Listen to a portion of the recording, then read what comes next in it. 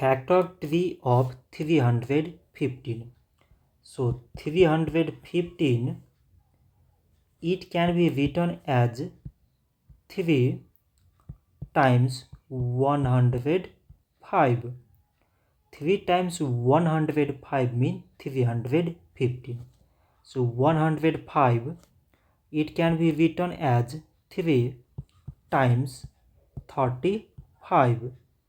3 times 35 means 105. This 35, it can be written as 5 times 7. 5 times 7 means 35. So now we select prime numbers in all these numbers. So prime numbers are 3, 3, 5 and 7. So we can write 315 is equal to product of all these prime numbers, that is 3 times 3 times 5 times this 7.